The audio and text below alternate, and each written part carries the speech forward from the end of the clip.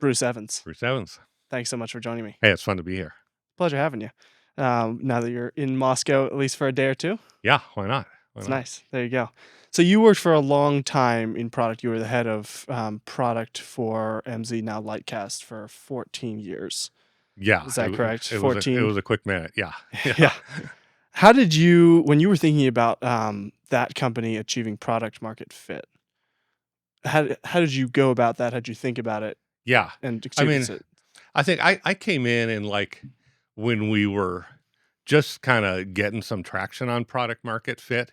And I think, Andreessen, who has spoken a lot about product market fit, one of the ways he describes like knowing you've got product market fit and like going after it is when the market starts to like pull something from you, like instead of you pushing something on a market, like there's times where you're onto something because like the market is like literally pulling it out of you. Mhm. And I think that's kind of what happened with us. Like literally we had this data set that was really put together for a different purpose. Like it was put together for consulting and research studies.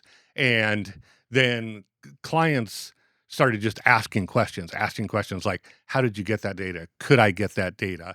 And so that like turned into like, even before I came into like some very rudimentary software tools to expose this data set. And then as we started doing that, they kept like literally pulling this product out of us. So it was in my view, this is like the best product market fit you can find is when the market like sees something you have that isn't really even what you're envisioning and like pulls it out to the market. And sure enough, like that turned into, our core tool. And, here we are almost 20 years later. And guess what? Like the biggest revenue core tool at the company is? It's that same tool. Yeah. So like we've developed other stuff. We had other good runs at it. But at the end of the day, like that was the tool that like really got legs and continues to this day. It's been through iterations, it's grown. But when I talk to people today, like, what are you guys working on? It's like, well, we're still working on that core tool. So, I think when it comes to product market fit, there are different ways to find it. But like, to me, like that's the ultimate way to find it. Yeah. How much of that is set up from you and how much of it is just kind of luck? Yeah, I mean, I think you need to have something unique, obviously. Mhm. And then I think it's having an ear towards understanding, like, what at the end of the day, like, product market fit isn't about you. It's about, like, your customer and their needs. Whether it's B2B or B2C, it's like so often I see, and where I see it fail is that people have something they love, something they're passionate about, something that even like they think people should have this behavior. So there's a product that they've built around it and they're going to market trying to like push their idea on people and and so then your sales process is convincing someone to do something that they don't want to do or had never thought of doing before. So then you have to sell them on two things. You have to sell them on like, oh, you should adopt behavior X. And then in order to facilitate behavior X, like you should buy my product Y. Yeah. And so now you've got a much more complicated situation because maybe you'll convince some people to like change their behavior, but they may change their behavior and not do it with your product. So like your distance from product market fit is so much greater than something that you see like maybe in your own life, being like, this would be super helpful. And as you're surveying your friendscape or the general like landscape and start seeing like, hey, I think this is a universal need, then at least you can like go start teasing and something. And I think that's where you can see like, hey, if I like tease that out there, does this market start to like pull it out from me? Like, are they like, yes, and I want more of that. Right. Versus like, this is whatever. a cool That's thing. all right. That's cool. Yeah. I'm glad you're passionate about that, but no thanks. Yeah. My dad was on a call recently with a guy who goes around talking to CEOs, and my dad was describing the ATS product that Red Balloon has, and he's like, so this is the problem it solves. And the guy's listening, he's, yeah. And at the end of it, he's like, that's cool. It's like a Band-Aid. And he was like, what do you mean? He's like, well, it kind of solves the problem, but it's not like urgent care. Right, it's not like I've got a broken leg. Yeah. And he's like, to be fair, that's most products. Yeah, I think that's true. I think that is most products. I think, sometimes we're aspirational because we're thinking like, hey, people like in a business context, it's like they really should be doing this, or even like this will make their life easier, or this will make them more effective if they has it. And those things may be true, but like let's face it, changing people's behavior is really difficult. Mhm. So if there's not an external force on them, like, yeah, if it can save them significant time and they can see how like, oh, this is adding like clear value to me. Like I used to keep notes in Excel and now I've got Salesforce and I'm that much more productive. It's like, great, hey, you're onto something. But so many B2C products are, someone on the vendor side thinking like people should do this thing because I know if they did it, they would be more effective or something. But at the end of the day, again, you're trying to change behavior, and a lot of times it takes some catalyst for people to do that. It either needs to be regulative. There's some regulation that means you need to do this thing, Right. or it needs to be decreed by their company, like you will do this thing because we have like some other agenda or some Yeah. regulatory thing. But people, let's face it, like people don't like change, and Yeah. people are very set in their ways, and so most people are going to continue to do their thing doing unless like they can see a value that like overcomes that resistance to change. Yeah. Almost have to create the problem in the customer first and then be like, "And here's the solution that we have for that problem." Yeah, and like that will change the behavior. The question is like, do they buy your problem? Yeah, Like right. do they buy Right. that it's actually a problem? Yeah. Because like 8 or 9 out of 10 people might be like, yeah, kind of like the conversation you were laying your dad is like, oh yeah, that would be nice, but like here's like the core problem, and maybe we're not hitting it yet. Yeah. How do you think about making not just a Band-Aid, but, like, this is first aid? This is a maybe that's only for problems that people have, but I would imagine if you have a good enough product, they understand that the problem they didn't know they had.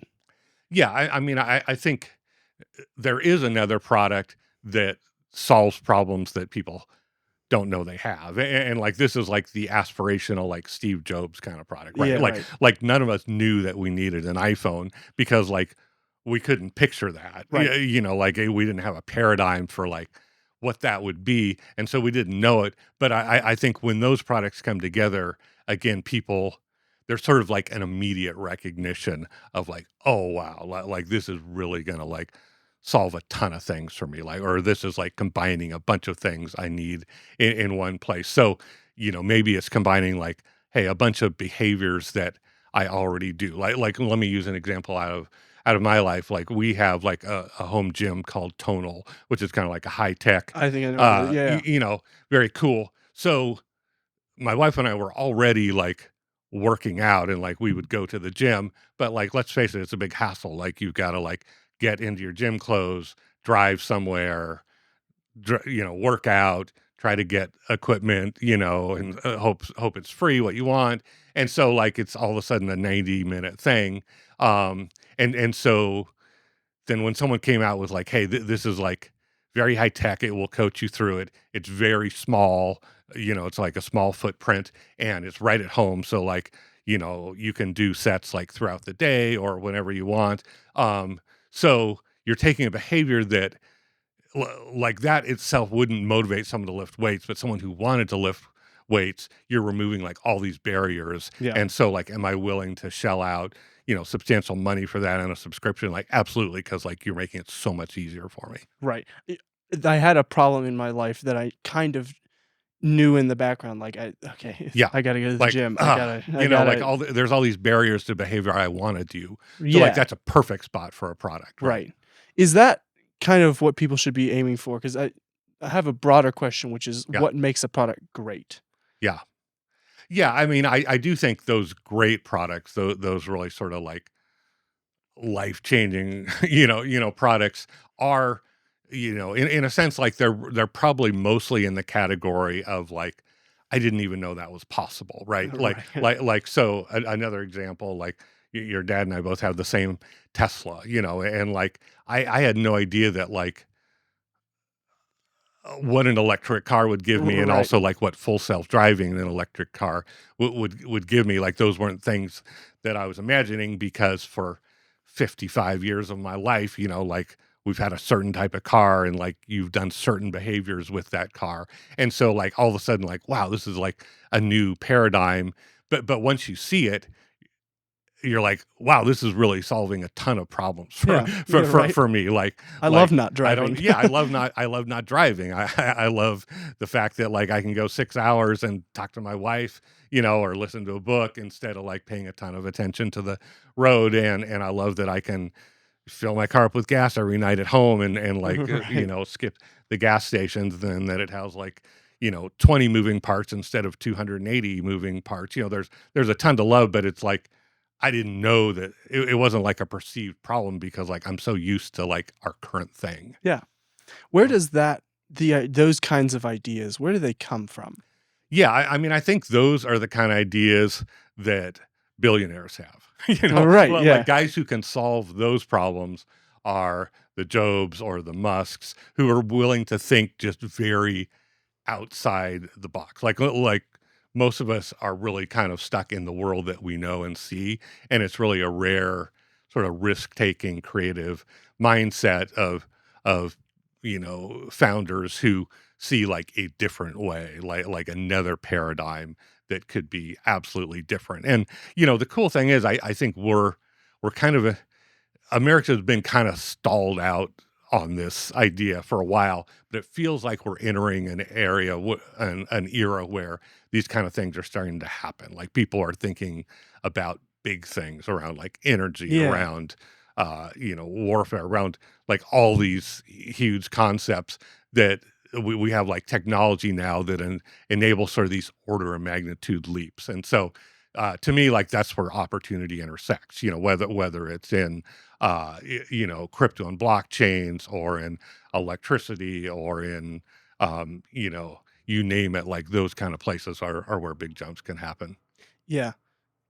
I wonder why is it that suddenly we've had a huge, because leading into the 2000s, there was a huge, like from 1950 to 2000, that 50-year time frame, the advancement in technology is Yeah. just unbelievable. It seems like we're about to, maybe it's just AI that's enabling a similar.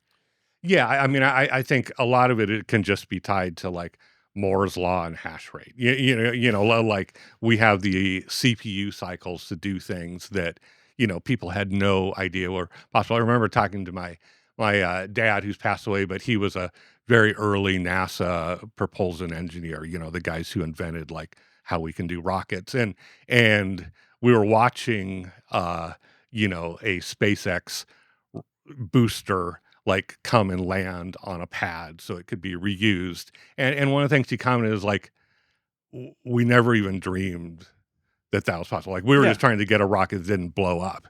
And like in the early days, like that's mostly what happened, and like it was so far from the worldview of like, yeah, like maybe we could actually control the thing all the way back down, and it could just land Yeah, on right. like, a dollar bill you put on the ground after being up in space, and we're just going to like fire it back up again. Like, so you can't even conceive of that without the CPU cycles that are available. And Right. so, whether it's AI or that sort of thing, compute power is just amazingly powerful. And it seems to an extent that like great ideas don't necessarily always start off great. They Yeah. they kind of innovate and Absolutely. No, I think the willingness to like when you're doing something new to do something like pretty crappy and get it out there. I mean, I think if we go back to the Tesla example, like full self driving, like the early iterations of that were like maybe a teenager who's snuck some like brandy from the liquor cabinet. I mean, it would drive, but like you were nervous, like you Yeah, were very right. nervous. And then like over the last 18 months, it's iterated to the point where I've gone on 5, 6 hour drives and like never needed to touch the wheel. I mean, Yeah. it doesn't screw up. I Yeah. mean, it rarely does. So yeah, for those things, like you have to be bad before you're good. And as long as people know that like it's going to be bad before it gets good, like you're cool. Now, Right. if your whole product's built on something that's bad, there's nothing else going around it, then you're kind of stuck until you Yeah. get to a certain point because you're gonna, in a sense, like I call it like inoculating your audience against your product. You give them just enough of it that, like a vaccine is like just enough that they're never going to catch it. If Yeah, it's yeah. it's like so you don't want to do that. Yeah, I feel like there are some companies that they have an idea that could be really great, but then have they put it out there and it goes public, like, too fast, Yep. and they aren't ready or prepared, and the product isn't as well-rounded as it could be, and then everyone just writes it off, even though it could have Yeah. been a good idea. No, I think we see this happen a lot. It's kind of like the concept of like the second mouse gets the cheese. Like a lot of the first movers on these things, the technology's not there at the time, and it's maybe going to take another 5 years before like the audience is in a spot or technology's in a spot to really do the thing. So they come out with the concept of the thing, but it's kind of buggy. It doesn't really work. It's not fast enough, and it's a lousy experience, and they go under. And then someone comes 5 years later and everything's mature to the point and everyone's like, wow, they solved it, and so yeah, it really takes both. Like it takes having the technology be at a spot that it's a good experience, honestly. Yeah.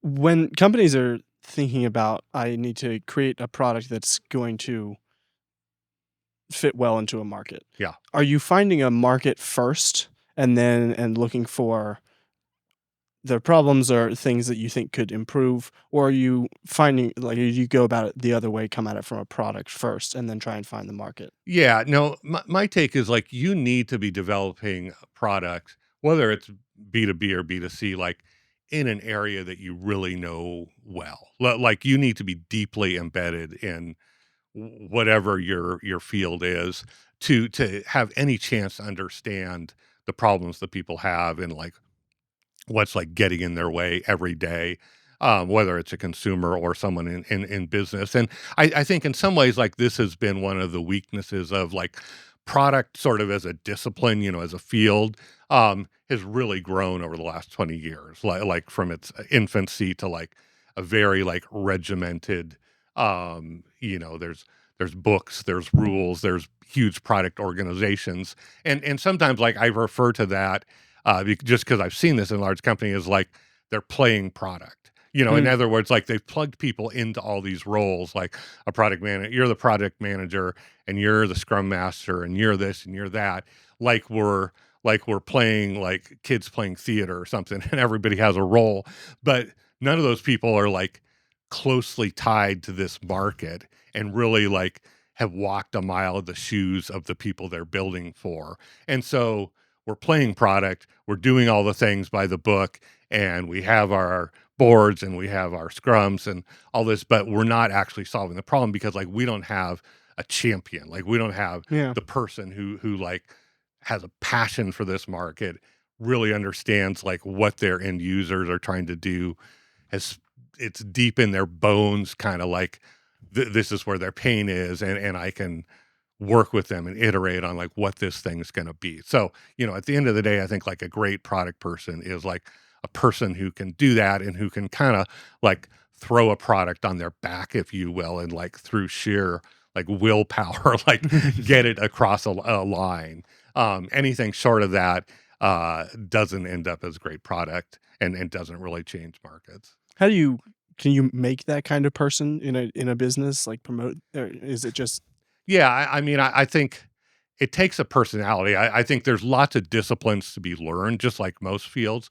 But I don't think you can turn anyone into a great product manager. I think like they need to have like a mix of like some technical chops. Like it helped. Like I came from a technical background, at least an understanding of how things are built, but also like the people skills and the persuasion skills. So like it's really a kind of unique mix of like sales and marketing and technology, and compassion, for right? an end user that really all need to come in together for someone to be, I think, really like a star in a product org. Yeah, and, it from a lot of what you're saying, it sounds like this person is kind of more than maybe anyone but kind of the maybe the sales team is hyper focused on the customer and their problems and their needs and their wants and their goals, and Yeah. Yeah. that's the world they live in. Absolutely. Like as soon as that like breaks down, as soon as like product kind of gets sequestered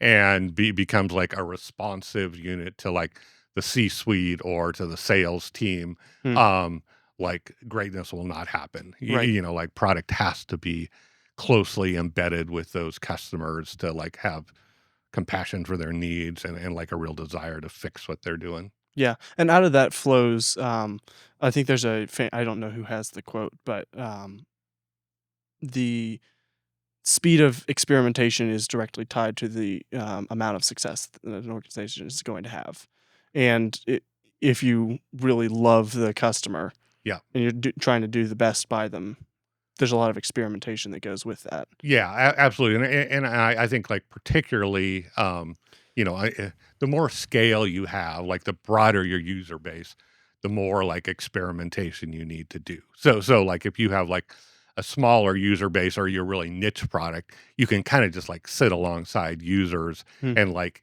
intuit and then try like a smaller set of things. But when you're at scale, I mean, it's part of the power of being at scale. Like you think about an Amazon or something like on their website, like they can like change the opacity of of a button by like 1 degree, and in 4 hours have like enough data to understand like did that have an effect on yeah, behavior. Like that's a dream scenario. The reality is like most of us in product like don't have yeah, that level of scale. Like it would take us a career to get as many like experiments run as right. they can do in 30 seconds on an Amazon.com. Yeah. So, how does that, experimentation work out?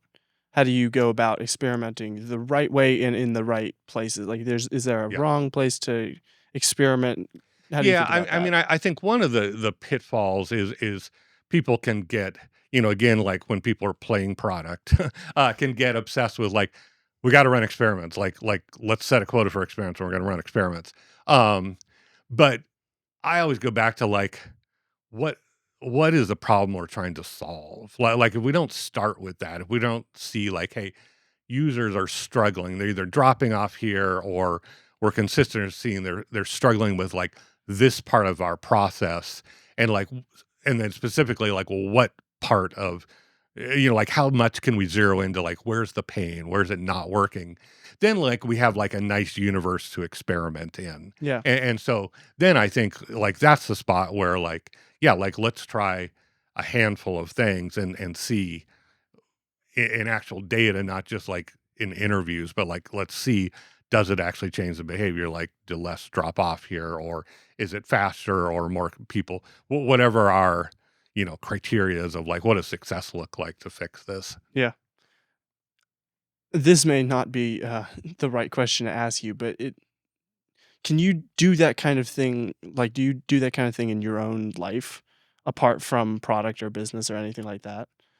The constant experimentation, like Yeah, I mean, I think it's funny because like one of like my criteria hiring like product people is like most the good product people I know are extremely experimentative in the and somewhat obsessive in their own personal lives.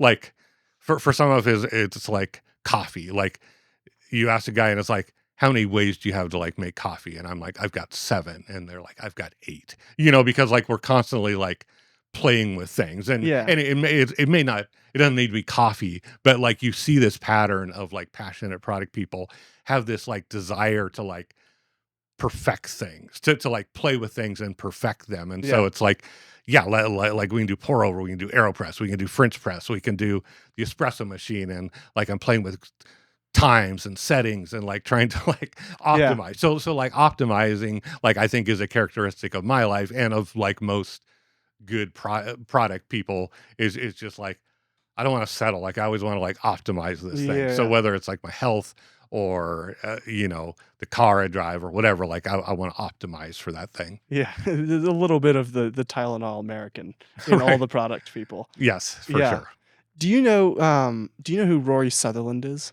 I don't actually know his name, to be honest. Yeah. So he was the vice president of marketing at Ogilvy Advertising Mhm. for a long time, and I think he might still be. But he has a concept that well, for instance, when he was, I don't know if he was asked to be on the London train or the London Metro system board, but he had a thought for them that kind of went viral, which was you shouldn't necessarily try and make the experience faster, make the train faster. You should focus more on it being an enjoyable train ride. And are there outlets all over the place, and what do the seats feel like, and is the lighting right, and things like that.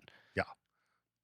So experience over Y- efficiency at a right. certain That point. that's Yeah. that's kind of the question is how much should you be optimizing for experience and how much for efficiency?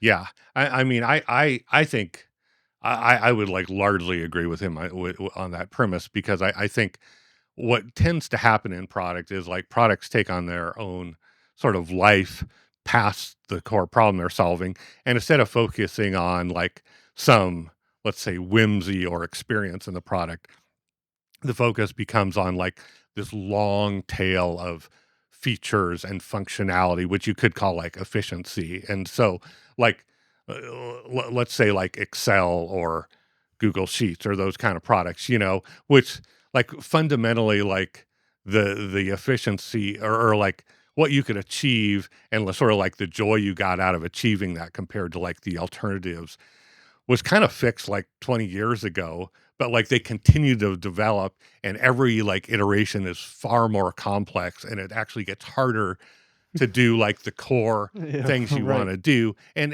this happens in almost every software I have, like consumer software, consumer interfaces, like you're enjoying this thing the way it is, and then someone's decided like, no, we actually need like 7 more features, so we're going to make it more difficult to do like the core thing that everybody wants to do because like we've added layers on layers of complexity. And I think that's kind of what he was probably getting at as well is like, let's stop and think about like what's really the purpose here. It's Yeah. like of the train. It's like to get to A to B, and like what's better, like getting there 45 seconds faster or like enjoying the 10-minute ride instead of the Yeah. 10:45 ride, and it's like, is it more features on like the speed, or is it like, can we actually do something to make this enjoyable? And that's a delicate balance because you can go too far either way. For sure. For sure. Yeah, how do you like, on the one hand, you've got the overly optimized, Microsoft Excel. Right, right. There's no beauty to it. It's all function. Yeah, it doesn't spark a lot of joy in the interface, right? Right, and then on the other hand, you've got, uh, I don't even know a good example, but a website or a piece of product that is, like, super pretty, but it's also impossible to navigate, and it's just very difficult to work through. How much of Yeah. what's the balance there? Yeah, I think you can't separate like pretty from function. So like so when I talk about like it gives you some joy, I mean I think like largely like Apple interfaces are like this, whether it's like the whole device or like a certain interface, but it's like there's like a beauty and simplicity to the experience, even if like what's going on underneath it is super complex, Right. and I think that is kind of like the sweet spot if to find here. It's like it can't just be pretty, but stupid, like Yeah, pretty, right. but like not solving the problem, but like there's an elegance of the simplicity of something that is like pleasing to the eye, but also pleasing in the experience and the results. I also wonder if there's a correlation that if you focus on the form, the function is more likely to improve. There's a concept in aerospace engineering that all of the if you look at, for instance, Elon Musk's rockets for his Falcon ship Yeah, throughout time, I'm sure you've seen the 3 iterations photo, and they're getting more efficient, but they're also getting nicer to look at. yeah, Like the first one, you got like cords and wires and small tubes coming out left, right, and center, yeah. and the most recent one is just There's it's very simple. It's like it's pretty. And I think there was an aerospace engineer that somewhat famously said that the more the form, like he hasn't yet come across something that is he makes it more beautiful, more like simple, Yeah. and it decreases in efficiency. Yeah, I mean, simple is beautiful, and I think now, like, Elon's obsession with, like, delete it, like, delete those parts, like, that's what they did, and clearly they didn't take away any functionality, like, You wouldn't do that, yeah. it's a rocket and it's gotten better and better, but at the same time, like, they've deleted part after part after part, and so in the form, they've gotten function by being obsessive about that, and I think, like, every software product could could use that, like, delete, like, just delete, delete, delete, you know? Yeah, yeah. Is that a harder thing to quantify, like, when you are optimizing for the beauty of something and the simplicity in the form of it? Um, is it harder to quantify whether that's being successful, or is that are there ways to make it to figure out whether this is working? Yeah, I mean, I think you just have to go back to, like, what your core metrics are or, like, your sense of what's the core problem we're solving, and if you're seeing your users, as you make those changes, like, solve that core problem, the problem they're paying you money for, Hmm. like, faster or more often, um, then, hey, you're onto something. If it turns out like it's all just, like, wallpaper and it looks nicer, but all those metrics are the same, I mean, I don't think you made the world a worse place, but you haven't actually improved your business either. Like, when in doubt, yeah, we should make it beautiful. you Yeah, know? right. Um, yeah, this is it also raises the question, like, because I'm sure all the companies you've worked at, you've gotten a lot of customer feedback. These are things we would Yeah. like. How do you incorporate the right things? Because I'm sure there are some Yeah. things that they would like, but Yeah. realistically, they're the only person. Yeah. No, this is a tricky piece because often your best customers are not normal. Like, particularly if they're like your early adopters, like they're the people who like had a passion and a vision for this thing. They probably geeked out about this thing, but they may not be like, Center of the bell curve. yeah, so they may be like a long tail on the bell curve, and so when they can easily become like, because they're like available and they're passionate, they can easily become like your studio audience that you're getting feedback from, and it turns out like the way they want to use your product or the ideas they have are actually going to lead you to like this long tail of like, hey, let's keep bolting things on this rocket because like, hey, we may, decide to go from like the moon to Mars. So like we should have another fuel tank and we should have more nozzles. And, like you can build a monstrosity based on Right. like all the needs of this audience. So like I always want to try to figure out like, are we kind of center of the bell curve or even like the struggling side of the bell curve of like, Yeah. and are we getting feedback from that audience and understanding again like what their core thing is, and we've got to be really careful about overbuilding for like this first set I described. Yeah. And is there a kind of a threshold you look for as far as the amount of complaints or feedback or things like that, that, okay, this is something we need to address? Yeah, I mean, I think it's kind of like this scale between like amount received and severity. So obviously, like if something's like shutting down your product, like a dying, but you've only heard it from one person, like you're all over that thing. Yeah. Um, if something you're hearing from like a ton of people, but is like a very like long tail minor functionality, you're going to think about that differently. And I Yeah. think you should think seriously about it. Like if people care enough to give you feedback about something, like that's important, Yeah. Pay like, attention. Right. and at scale, like obviously that feedback has to be like more from the software itself, more experimental, more looking at like your user data or drop off or something. When you're small and early, like you can just listen to a lot of people, you know? You can. Yeah, that's nice. And when you were it's tricky because is the customer always right? I feel like is a question Yeah. that needs to be asked is No, I mean, absolutely not. I mean, on one hand, like, yeah, the customer is right, like, in their mind for their use and need, this particular person or customer, like, is probably absolutely right, yeah. but is their direction right for you as a company or as a product team? No.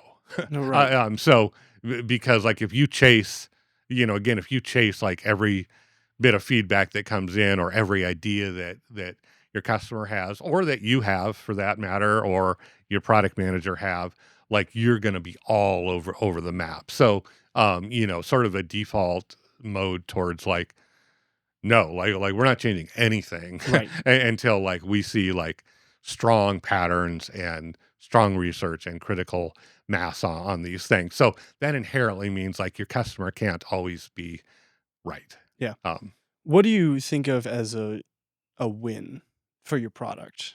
What would be a successful yeah, is it obviously that's different for like a website versus right. like a MZ's product. Yeah. I mean, I think there's a couple different categories. I mean, at the core, being successful is, hey, are we changing like the core behavior that drives our company? So are more people buying it? Are the people buying it paying more money? Are we, if our goal is usage, are we seeing more usage? Like those core analytic, if you're doing a lot of things and none of those are changing, like you may actually just be wasting your time. you Yeah. know. That said, like you can do things under the hood that are right, like maybe you refactor and like remove 100,000 lines of code, and so your product's much more stable. Um, and that will change a metric that's a little further removed maybe than your top ones. Like maybe your uptime goes from 99.7 to 99.8, which is like a key great metric, but it's not changing like your maybe top three metrics, but it's still absolutely the right thing to do Mm, because it's important. And so you just need to know like which one you're doing. yeah. Like why, but you should never be making changes or adding on if you don't know like what you're trying to move. Right. If it's just like, well, we got to keep a team Yeah. busy, or like, Right. the board's expecting an update on like the features we release. Like those are really bad reasons to like do something. Yeah. What can you sorry, what's uptime? Uptime is just like how available is your product? So Oh, interesting. like if your servers are ever down or your database is down or you've Right. lost a Yeah. connection, if basically someone wanted to use your product and can't get there. And so like you're constantly doing like engineering side things to like improve those kind of metrics, even though they're not necessarily like changing your sales next month or next quarter. Right. That makes sense. How was what were the things that you implemented to try and bring about more sales or the customer to stay with the company longer or Yeah. do the desired outcome, the thing that you want them to do? Yeah, I mean, I think obviously for your core current customers, like you want to constantly improve the experience for them. So you want to know what they're trying to achieve and you want to help them to do it faster or with less pain.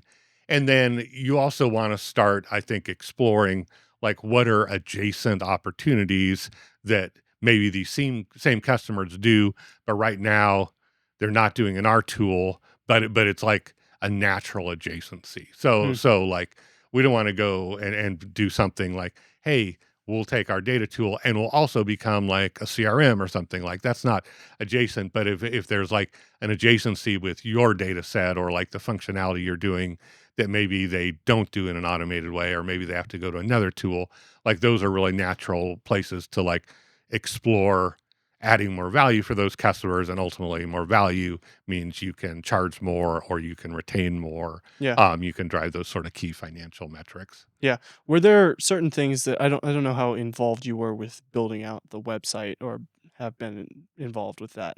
But were there things that you implemented with the goal of moving the customer or more customers or and the customer faster through the sales process or to get to, the desired metric you really want them to see?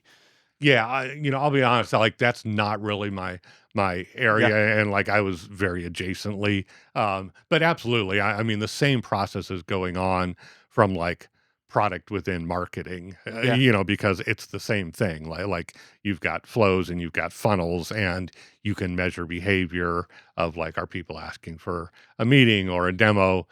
So absolutely the same processes apply. It's just not one where I spend my time. Right. Do you think that how do you think AI is going to affect the whole world of product? Do you think it's going to remove any of the people who are just kind of playing the game of product?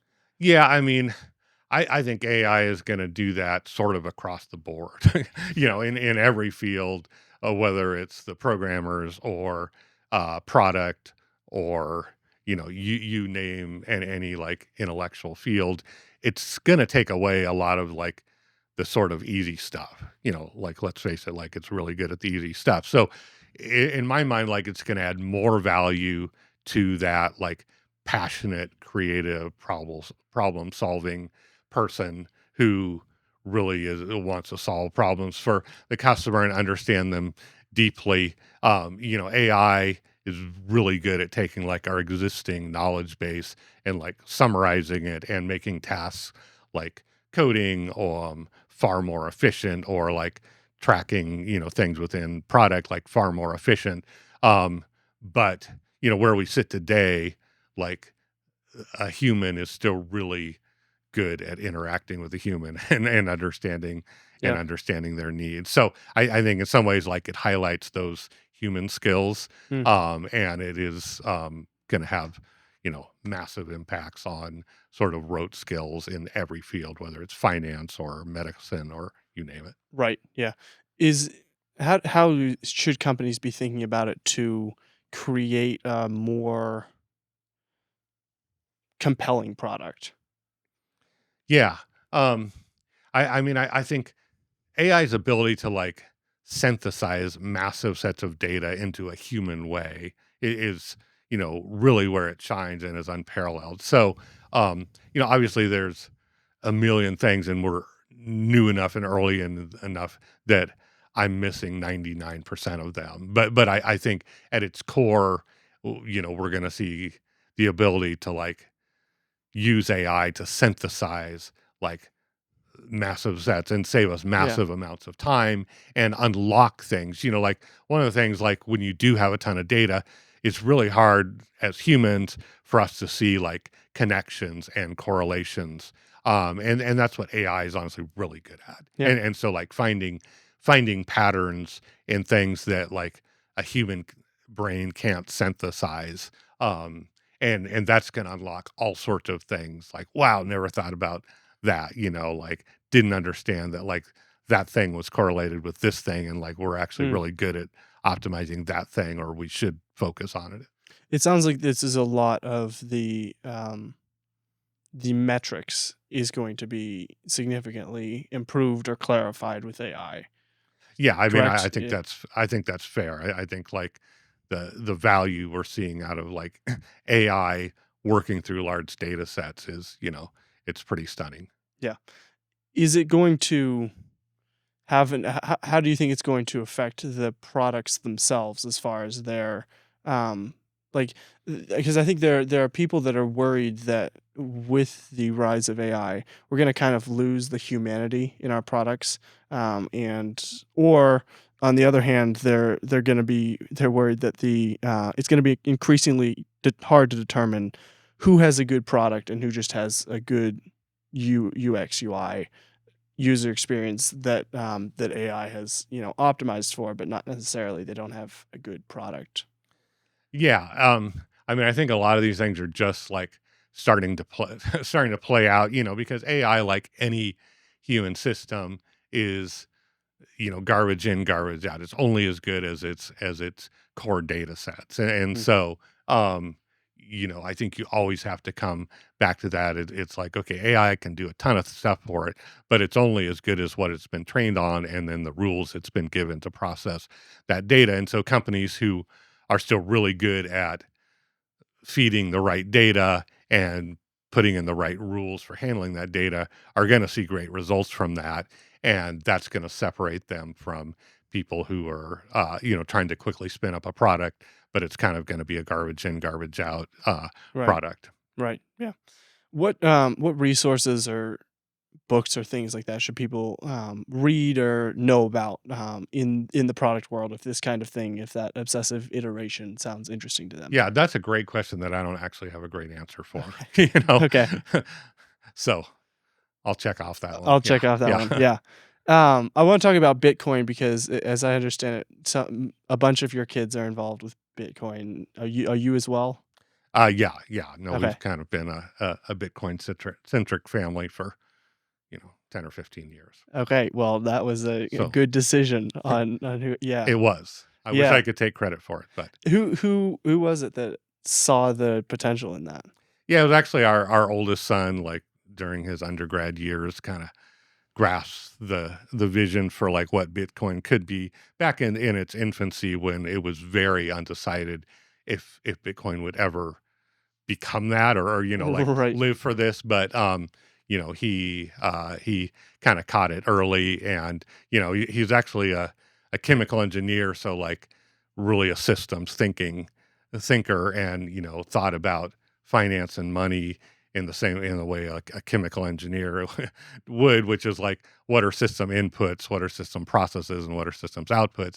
And, when he kind of, I think, plugged Bitcoin into that kind of paradigm, started grasping really earlier than obviously most of the world that, hey, this could be actually an idea whose time is perfectly right. Hmm. Yeah. Do you think that AI is actually going to take over physical currency and That replace it? Bitcoin will. Yeah. Or Um, sorry, yeah, Bitcoin, not AI. yeah. Um, uh, no, I mean, I think I see a world where Bitcoin continues to like gain on gold. Hmm. I think gold is still probably the best analog for Bitcoin in terms of functionality. In the like near future, do I see like the whole world just being on Bitcoin as like a means of exchange? Like, no, I think we're like a long, long ways from that. And I don't actually think like that's the most important thing, Right. so like for someone who has Bitcoin, um the conversion to a fiat currency like the US dollar is basically instantaneous and easy. So like there's I will transact in Bitcoin, but there's no hurdle for me to spend Bitcoin, whether I'm spending it directly, transacting in it, with a wallet on my phone, or converting Bitcoin to USD instantly and being able to spend it. So that need to like replace, local currencies, whether it's here, or Zimbabwe, or the EU, like it isn't really, I think, a big factor at this point. Hmm. Do you think it will become? Do you see that as a possibility in the future?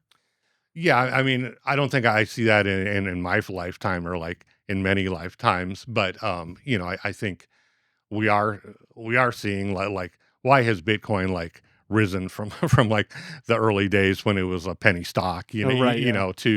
to 120 plus $1,000 a Bitcoin as we sit today is like it's clearly kind of back to our product market fit. Like it's clearly like solving a significant set of problems around fiat currencies. And so will the point come where people are like, well, yeah, I'm just skipping the local fiat currency because I know where this thing ends up? Basically, uh, the longest living currency I think is the British pound, but the shelf life of most currencies is like under 100 years, and some like much faster. And so, Hmm. like we've seen, whether it's the Bolivar or you can look across the globe at failed currencies. Like Right. this is not Yeah. like a unique thing. Yeah. It's actually like the path that sort of all fiat government currencies are on. It's just like where on the time frame is your particular currency, and we're naive to think that um, any of these, have that sort of life. Um, Yeah. And I was talking to Jordan Belfort a while. No, that's not right. Jordan Belfort is a different person.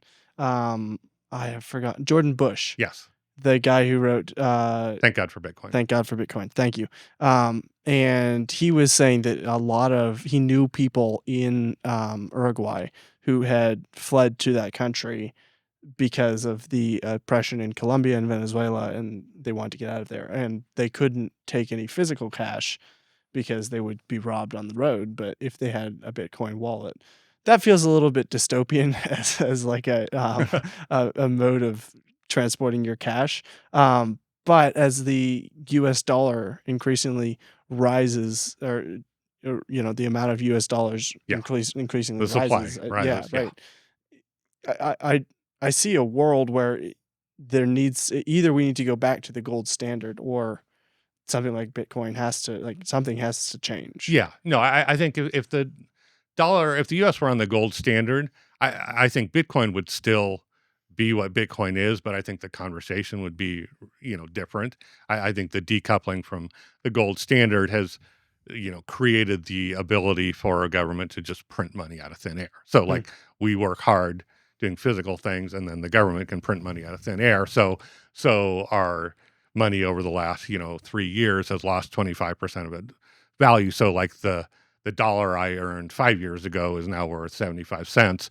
And, for a while it feels very good. Like everyone's super excited. Like my house just keeps going up. It's like, well, it's not so much your house is going up, like your dollar's going down. Like your currency is like a melting ice cube yeah. that you're holding in your hand, and it's like dripping away. So like a decoupled from gold currency, like that is just going to be the trajectory, like it has been the whole time. And like the dollar, I was given like on my birthday in 1964, is worth, pennies on the dollar now. Right, Like yeah. if I kept that, like my buying power versus if I spin it as a newborn, my buying power is zero. So, but even if we had even with that, I think the reason, like, if we think of Bitcoin as digital gold, which I think is imperfect, but it's like a decent analogy. Yeah. Um, I think the reason its time has come and the reason it has grown so fast is it has properties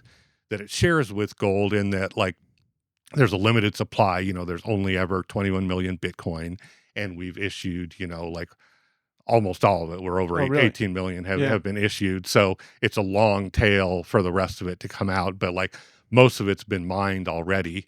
So we have a fixed supply that's, auditable, and, sort of unlike gold, and definitely like unlike the dollar, like you can know exactly how much there is and then how much there ever will be, where we don't know that with gold, and we certainly don't know that with dollars. Like no one, Oh, like the right. Federal Reserve has never been audited. Like nobody actually knows how many dollars are floating through our system. It's a great mystery because like you can just fire up the printing press anytime. Yeah. Um, but in a digital world, um, like Bitcoin is really like a backed asset like gold, but designed for a digital world, in that like it is global by nature. Like it exists. The Bitcoin blockchain, the hash rate that backs Bitcoin and keeps it secure, is spread across the globe. You can move it near instantaneously across the globe. So like Yeah. I can move, you can move $1 million of Bitcoin in, 30 seconds to 30 minutes at a cost of, a dollar or less. Now you can't do that with gold. Like Very to move difficult. that, you're going to have to get like a small army Yeah. and an aircraft, Yeah. and again with your gold, like there's kind of no place that you could have like stored your gold bullion over the last 100 years. I mean, like what capital city would you have stored it in where you Yeah. would still have it? Was it London? Was it Paris? Was it Right. Yeah. like highly volatile? So in an internet age, the ability to have an internet money that has some of those same properties but can move at the speed of the internet, is global in scale, is what it, in my mind makes it like superior for the age that we live in. So Yeah. I'm not like an anti-golder. Like I Yeah. own gold. I think solid assets, Are in great. a world of inflation, like solid assets like gold and Bitcoin, like make a ton of sense. Yeah. But I think when you think about gold right now, by market cap is about 10 times the market of Bitcoin. Mm. I think part of the people are like, wow, the price has really come up. Like, how can it be 100 and, $20,000 of Bitcoin? But like parity with gold would be like, a million two per Bitcoin. And, I think by perspective, like Bitcoin is still only about the whole global network of, this currency that's, like you said, it's protecting people allowing them to like cross borders with, when they're fleeing for their life and protect their savings from like declining um, fiat currencies. Like that whole global network is only about 2/3 the size of Apple. Yeah. So it's kind of shocking. Like Right. like it's kind of why you think like, yeah, it's really grown, but like we're still really early for like the potential of what Bitcoin should be as people learn to understand it. Yeah. I wonder if there would be a market for something along the lines of Bitcoin that's backed by gold or some tangible asset. Yeah, I mean, I think when you talk about like Bitcoin being backed by something, so if Bitcoin were like the cloud that we can see out there, Yeah. just like a vapor. And I was like, well, hey, it has value because like people believe in it. Like everyone really believes in this cloud. Right. And it's true. Like every currency to some degree To is some just extent. a Yeah. trust mechanism. Like, Right. do I ascribe value to this Yeah. thing? There's not much For a actual worth while it for was gold. beads. Yeah. Yeah. Right. Like now it's gold, but like I can't like eat gold. I can't feed my family with gold. Yeah. I can't. It's actually kind of, It's shiny. That's why yeah, we like it's it. shiny, and we like that, and it has some properties that make it like a really good store of value because it is scarce, but it is also like really hard to spend. Like if I want to spend a Mhm. little, like everyone's got to have like a scale, and I got to like shave off a little bit, to buy a candy bar. Well, like that stuff's really that's And they really don't accept gold really at tough. the Like store. so, but anyway, like back to the cloud analogy. I mean, I think we'd be safe to say like that cloud isn't like backed by anything because like in a wisp of wind it can just vaporize Yeah. now. And so what we like about gold is like, wow, it's like I can very feel it. hard. Yeah. It's very hard, like it is shiny, but I think you have to think of Bitcoin is actually physically backed. What it's backed by is like the global hash rate of the Bitcoin blockchain network. So it's Mm. backed by like massive amounts of energy. So it takes massive amounts of energy to secure it, and it takes massive amounts of computing power. So I can't hold it the same way I can hold gold, Right. but it's also not like a cloud where it's just like, well, a puff of wind may come and it like might disappear because Right. like we've got this global network of computers and it takes massive computing power. I mean, massive electric power to like back it. Yeah. But that gives it like substance, like Right. that actually gives it like a substance. It's a different form of substance, but I think it's just as real as gold, in terms of like versus, let's say, a cloud. Yeah. I don't think a lot of people understand that. I think they definitely see it as like Yeah, this is cool internet money that everyone yeah. believes It feels like exists. magic money or like magic jelly beans. But yeah, I think learning to think about Bitcoin as actually a real asset that is both like verifiably scarce and backed by Yeah. a network that is spread across the globe. No single government controls it or can control it, not even China or US are the most powerful. And it's permissionless. That like, hey, you can spend it like when you want to spend it. You don't have to get permission. Like we've seen this whole thing with the debanking that's gone on with, Trump family and like Right. ton of crypto, like even right now, like we're in the midst of like getting a mortgage and like getting permission to like spend and move my own money in the fiat system. It's baffling, like it's Yeah. mind boggling. I think a ton of us have had, experiences where it's like, hey, your bank, won't let you spend your money on this thing.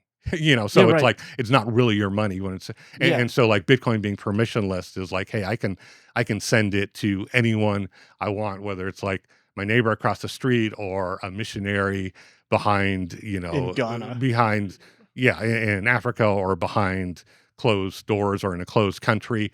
I don't have to get anyone's permission to move it, spend it. So, there's just a lot of qualities of Bitcoin that make it like perfect for the times we're in. And I think Right. that's why it's really exploded. Yeah. I do. I mean, the whole creation of Bitcoin, the fact that its creator is unknown, and he just Yes. like Satoshi. created this. Yeah, Yes. he created this super complex math problem, and then just disappeared and maybe died forever. Like he's just gone. Yeah. And there's only 21. I don't know why he chose 21 million. But There's some mathematical reasons that, like, my sons who are smart would be much better at explaining to the you of yeah. why 21 million was like the right number. There's logic to 21 million, but it's above my pay grade. Yeah, but the whole thing, like, it's somewhat shocking to believe that, like, there's I struggle to believe that no one has their hands in it, that it's really pure. Yeah, I mean, I think that is the beauty of Bitcoin being verifiable, is that the blockchain running Bitcoin software across the globe, like I run a node, at my own house. Like I can go in and look at the code. Like anyone can look at the code that everyone's running and see like the 21 million.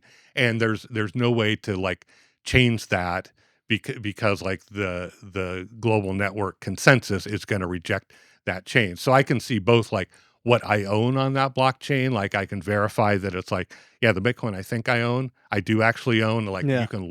you can look and see. And so, and I think I mean, on one hand, like Satoshi, like dropping this into the world and disappearing was like the most brilliant move ever, because like one of the beauties of Bitcoin is like there's no one for Congress to subpoena. Like they can't send a Yeah. letter to the CEO of Bitcoin like they can to Tim Cook Right, yeah. or Mark Zuckerberg and say like, come on down here, we're like angry at you, like we're gonna yeah, You like must make more or yeah, give us like you access need to anything, make right. these changes or you need to give us a back door. Like there's no one to subpoena. There's no Yeah. one there. And also I think it's important to recognize, and like this would be a whole nother story that could be interesting someday, is like Bitcoin really came out of like a bunch of people working on these kind of problems, like the cypherpunks, and like Mm. so Satoshi didn't just sort of like drop it from space. It was like an iteration, Yeah. a brilliant iteration, but it was an iteration on work that was being done by like a bunch of brilliant Silicon Valley computer scientists, largely libertarians who were thinking about, they were seeing all the problems that we've seen with fiat currency, or thinking about how do we work around those and come up with a money for the internet age. So there's a lot of prior work. If Satoshi were here to talk about, he would probably deflect 99% of the credit to like iterations of thinking that happened. Yeah. So That's interesting that it wasn't, a random there seems to be more of a story behind it than absolutely, yeah. yeah. There's a great book, and I'm forgetting the exact title. It's like the Genesis block, or it's something with Genesis that tells the whole story and history. But yeah, if someone really wants to like understand kind of like the roots of Bitcoin and like how it came to be the way it is, like that's great reading. Was there a precedent before Bitcoin, like something similar that someone had tried? Yeah, there definitely were. Like there was kind of like we were talking with product. Like Yeah. there was like good efforts that didn't have all the right properties Yeah. of electron, basically like electronic cash was kind of like what they were trying to do. But there was problems they kept running into, like the double spend problem, of like, hey, how do you keep like an electronic cash from being like spent twice simultaneously. So there was problems Mm. that Satoshi solved that people had gotten like 80% of it or 90% of it, but like they always had one thing that kept it from like product market fit. And Satoshi's genius, whether Satoshi was a guy or like a group of these cypherpunks who like put this together and then disappeared. Um, they like solved the final pieces and it's like boom, product market fit. It's like this Right. just works. Like Yeah. it's verifiable. You solved like this double spin problem, solved a bunch of the security problems, and it's continued to develop. Like there's core developers still working, on Bitcoin, and it's grown and developed, and will need to continue to do that to become like better and better over time. But those are like very like tiny iterations on like the core principles that make Bitcoin Bitcoin. How do you feel about the other cryptocurrencies, Ethereum, things like that? They Yeah. don't hold the same allure that Bitcoin does. Yeah, I mean, I think they have, um, well, some of them are absolute garbage. In fact, I would Yes, say like the vast majority, like like, Dogecoin. yeah, Dogecoin was like created as a joke, like Yeah, right, literally it was and created then as a it joke. blew up and And so like I'm happy to say like the vast majority of those projects like don't actually have an intrinsic value. They're like a gambling casino. And if you have fun gambling on sports or whatever and want to like gamble there, like knock yourself out.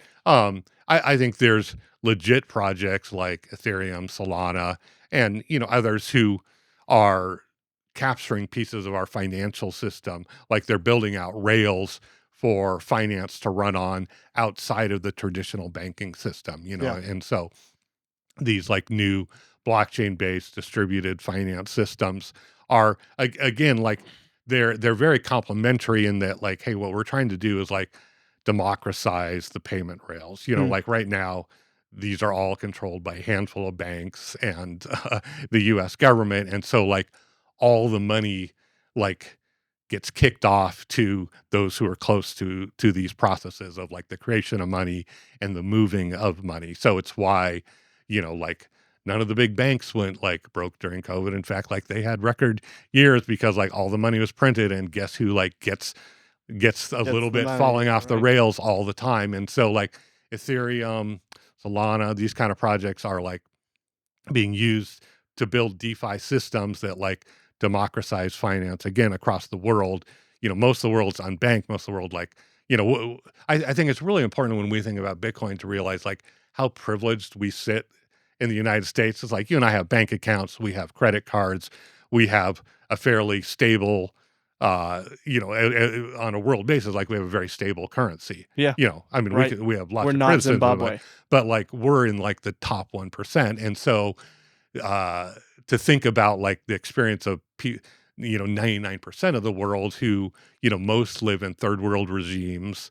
They live under devaluing currencies, some just, like every day they have to reset prices at the grocery store because like their currencies are collapsing. They don't have bank account. They don't have any way to move money or store money. Like that is the normative experience of like Yeah, humans in the earth. So like it's easy for us to nitpick on like Bitcoin or this, but like I think when we think about where they sit, like a place where like you could simply like store value and have it secure and not confiscated and spend it the way you want. And in I think to go back to this idea of like a refugee, I mean, I if you go back and think about like, okay, what if we'd had Bitcoin like for the Jews, 2008. yeah, or even like the Jews in Germany at the time of Hitler. Oh, yeah, Like yeah, many people stayed in Germany because it's like, well, all of our wealth is here. Like we don't have any opportunity yeah, to move in, and so like we'll take our chances. One, like maybe we don't even have any physical way out, but even if we did, we would have nothing when we get there. If they'd had Bitcoin and been able to like store wealth with some numbers that you keep in your head or like on a physical hardware key, and move your money around the globe with you based on something in your head, like how would that change history? yeah, And so again, like part of our security safety, like we don't think about those things, but like again, this is often the experience for people, and like debanking is like the first place that they will attack. So like, in right, China, if they want to like attack a minority religious group, the first thing they do is go after their banking, yeah, because like if you cut off banking, like you've cut off people from society. And so, like I'm really keen as a Christian to think about like, how do we enable people who are oppressed like that to have like opportunities yeah, to that weren't available to them before. right, yes, how can you bypass government, with this money? Yeah. Yeah, Yeah. I do think that the amount of upside for this type of currency is wild. On the other hand, I think there are a lot of people who are like, but if it like if suddenly everyone's like, "Ah, it's not that worth I mean, it's not really worth it that much anymore." It does like the worth like it just goes away. Yeah, and I think, for an asset like Bitcoin, um, I think in its early days, like that was absolutely like a real threat. Like there was like no assurance at all that people would ever like understand it and ascribe value to it. I think you get to a certain point, um, in the value of the network, where it's like, wow, we're seeing globally, like nation states are adopting it, Mm, large corporations are holding it. yeah, BlackRock, fastest growing ETF ever is a Bitcoin ETF. And so there's definitely like you get to like a critical mass stage where um, you can say like the odds of this thing going to $1 million are much higher than it going to zero at this point. Like because right, like the world has ascribed value, and they haven't done that because like it's a shiny rock or it's a cute meme like Dogecoin. It's because it has real properties that make it valuable. Like right. it has verifiable scarcity. It can, all the things we talked about. Like you can move it around the globe at the speed of light and at zero cost. It enables people. So people are ascribing value to those properties of Bitcoin. Therefore, they're valuing The Bitcoin Bitcoin itself. in a very different way than valuing like a rare baseball card that people might decide someday is like, we're just not into baseball cards anymore. Yeah, basketball cards are not a Like thing, right? Yeah. because it has no functionality utility. Like Bitcoin is the opposite. Like its functionality, its utility is what drives its value. Mm, yeah. Do you think AI is going to have any effect on Bitcoin? Um, yeah, I mean, I think like part of Bitcoin's again value over and against, let's say, gold or is that it is programmable money. Like it's on the blockchain, and so I think we're going to definitely see a world where um, you know like our self-driving cars could actually like do transactions again using maybe Mm, DeFi rails of Ethereum or Solana, but like the currency could easily be Bitcoin of like, hey, like you grab my Tesla that that like I'm at work and so like I'm letting my Tesla work as a cab because like they're self-driving and so like it's gonna like just do this automatically and like as soon as you get out of the car like it can fire off yeah, the request and like it'll verify that like yeah it took you there and therefore it like met the goal of the smart contract and so it's just going to in an automated way like move a few sats the smallest piece of Bitcoin like across the blockchain and into your wallet and like the car can like get paid itself yeah, or whatever. So right. I think AI is definitely like programmability and Bitcoin like go hand in hand in a way Yeah. that it doesn't work with gold or a fiat system. Is it going to have an effect on the mining capabilities of Bitcoin nodes and things like that? Yeah, Or I mean, definitely, like, as Bitcoin becomes more scarce, like, the global hash rate, I mean, just keeps growing. It basically keeps growing in sync with the value of the Bitcoin network. So, Mhm. the amount of compute power continues to just multiply in an exponential way because it's like it's the energy that's required to secure this network. And if you think about like when something was really little, like two guys might be able to secure that network. Yeah, Now, like think of like the military it takes to secure the United States. Like it's massive and it takes like massive energy yeah, to secure that, but we do it, we spend it because it's valuable. Because we're saying right. like, hey, we're willing to spend energy on that because like we're sustaining something valuable. I think Yeah, Bitcoin's the same way. Like it does as it becomes more valuable, it takes more energy, but we're saying, hey, this is worth sustaining. Like we'll yeah. we'll spend energy on it. And the more service members you have, the more Yeah. military veteran Yeah. people you have, the more The more secure it strength you becomes. have and like Right, the more dispersed they are, in a sense, right. like you don't have a single point of failure. So the fact that like Bitcoin hash rate is spread across the globe, and it's probably a little more concentrated than it even should be, but it continues to like move across the Spread out, yeah. globe. Like that's only a feature, not a bug. Yeah. How do you, it is also interesting because a lot of my demographic who is, my age group who is kind of dealing with a lot of the hyperinflation and things getting way more expensive. This feels kind of like a way out in a Yeah. sense. Like we can escape the monetary tyranny of our governments and banks. Yeah, absolutely. I mean, I think if your life is based on the dollar, like I can see your future, and it's not great because Yeah. like you're experiencing that, like my kids are experiencing that too. Like, how am I ever going to get a house? How am I going to, Right. like how can I ever keep up with this like thawing? Like when I'm earning money and it's thawing, and so like I think investing in a sound asset that has global appeal like makes a ton of sense. It's like one way off that track. Yeah. And I think Bitcoin's compound annual growth rate, like you look over the last 12 years, there's no better asset in the world. And again, it's not just because it's like people are gambling on this thing, but it's like people are realizing the utility of it, like the Right. utility of like, wow, I can secure my money. I can keep it out of the hands of the money printers at the Fed. I can keep it from being confiscated. Um, so yeah, I think Do you think that's gonna decrease inflation at all?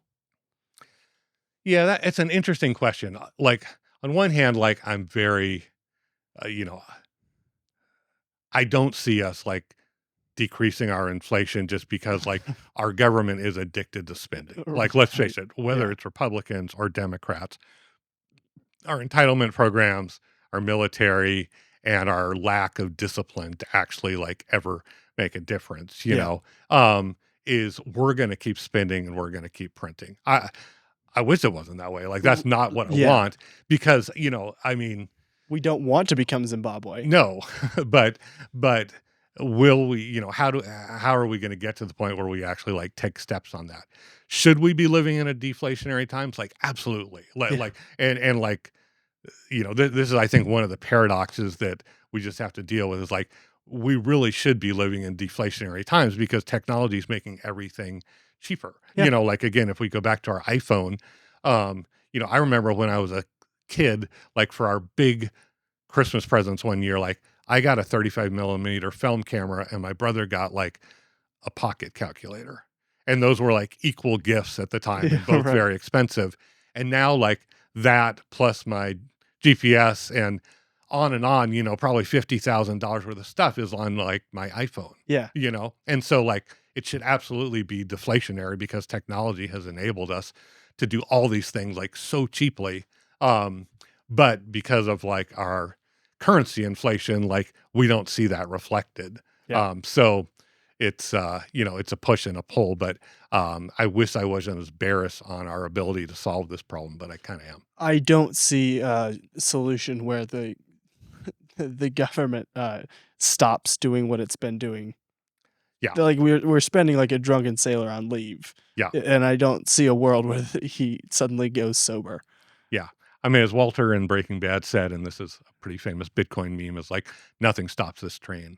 Yeah, Like right. when it comes to inflation and money printing, like nothing stops this train. And we wish it wasn't so. And also, like I'm not like an alarmist about it. I think this is like a long No. a Yeah. long run. I think Christians have tended to be like either totally ignoring it or very alarmist and like Yeah, the right. dollar's collapsing next week or Yeah. next month or something. And like, I don't think either one is true. I think we're still the world's strongest and, it's the dominant currency in the world. Is it showing cracks? Yeah, it Yeah. is. Like, have we done some really stupid things to enable those cracks? Like, Right. yeah, we have, Right. but I don't think we're talking about like a tomorrow kind of thing or Yeah.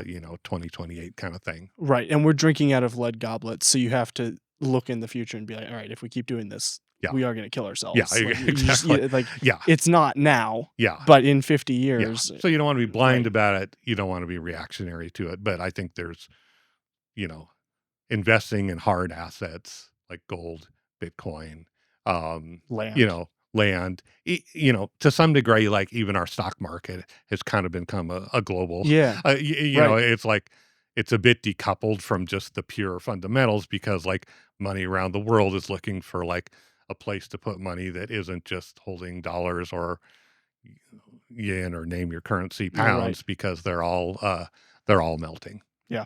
Yep.